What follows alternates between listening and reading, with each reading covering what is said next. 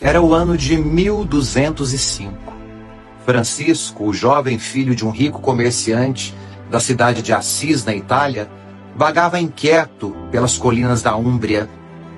Seu coração, antes inflamado pelo desejo de batalhas e glórias terrenas, agora se consumia por uma busca mais profunda. Foi então que, ao entrar na pequena e arruinada capela de São Damião, ajoelhou-se em oração diante do crucifixo. O silêncio sagrado foi rompido por uma voz que ressoou em sua alma: Francisco, vai e reconstrói a minha igreja, que está em ruínas. O ano era 2013. E no fim de uma era, quando os sinos da Praça de São Pedro já parecem ensaiar o silêncio da despedida, é impossível não olhar para trás e revisitar a caminhada de um homem que, com um sorriso simples e gestos firmes, desarmou as muralhas do preconceito e alargou as portas da igreja. Francisco, este, o Papa do fim do mundo, chegou como um vendaval sobre as estruturas estáticas do catolicismo.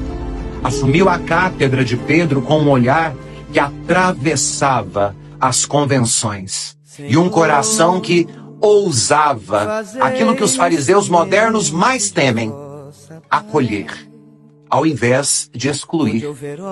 Para muitos, seu pontificado foi um sopro de misericórdia em tempos de intolerância e intransigência.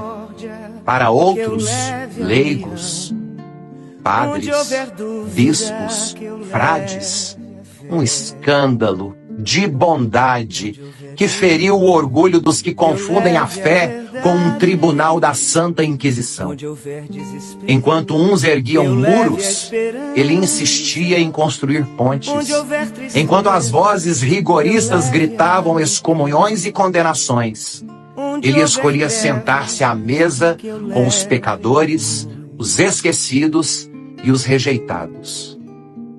Ah, os fariseus dos tempos modernos!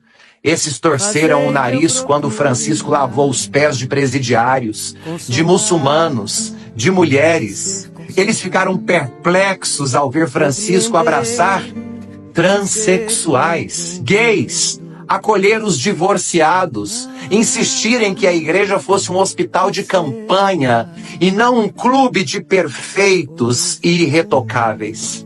Esses irritaram-se ao ouvir Francisco dizer que preferia uma igreja acidentada, cheia de lamas nos pés, mas em movimento, do que uma igreja doente por ficar trancada em si mesma.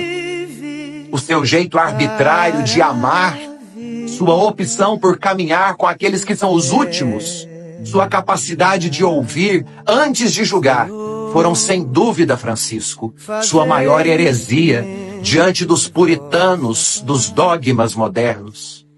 Francisco os escandalizou ao lembrar-lhes o óbvio, que Cristo não veio pelos que estão curados, mas pelos que vivem doentes.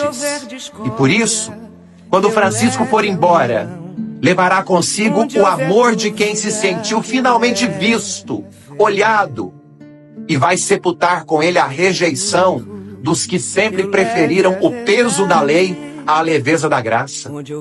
A despedida de nosso Francisco não será o fim da sua revolução santa, mas o início da sua lenda.